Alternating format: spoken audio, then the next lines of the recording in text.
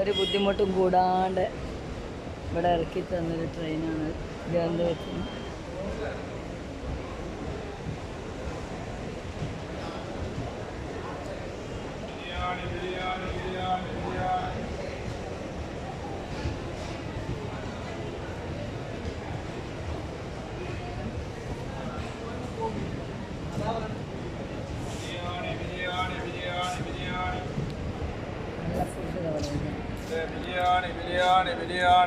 ഇത് ഞങ്ങളെ കോഴിക്കോടാണ്, കേട്ടോ.